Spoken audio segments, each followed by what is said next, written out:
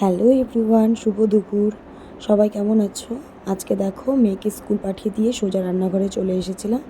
আর এখানে করেছি আমি সাদা ভাত, তার সাথে করেছি ঝিঙে আলু দিয়ে পাতলা মাছের ঝোল মেয়ের জন্য।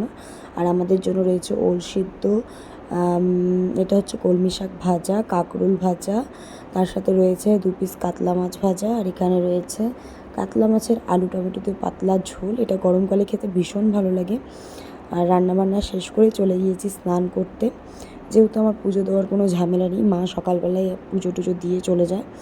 আর এখানে আমি একটু টোনার মেখে নিচ্ছিলাম, মানে স্কিন কেয়ার করছিলাম, কিন্তু আমার টোনারটা না শেষ হয়ে গেছে। আনবো আনবো করে আর আনাই হচ্ছে না।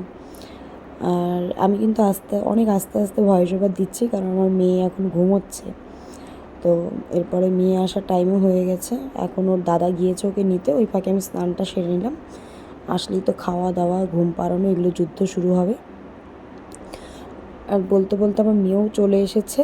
এখন ওকে তাড়াতাড়ি করে আমি একটু ঘুম পাড়িয়ে দেবো, খাইয়ে আবার স্নান করাতেও হবে। সকালবেলা একটু গা হাত পা ধুয়ে আমি পাঠিয়ে দিই স্কুলে। এখন আসলেই ওকে আমি পটাপট একটু স্নান করিয়ে খাইয়ে ঘুম পাড়িয়ে দেবো, যেহেতু সন্ধ্যাবেলা উঠলে একটু পড়াতে বসাই। বলতে বলতে আমাদের ম্যাডাম দেখো চলে এসেছে। এখন ওকে স্নান করায়নি। তো চলো বাই বাই, এখানে মিনি ব্লগটা শেষ করছি। তোমাদের ভালো লাগলে অবশ্যই লাইক কমেন্ট শেয়ার করো। আর আমার না ব্লগ বানাতে ভালো লাগে, কিন্তু সময়ের অভাবে আর ব্লগ বানানো হয় না। তো চলো বাই বাই, টাটা।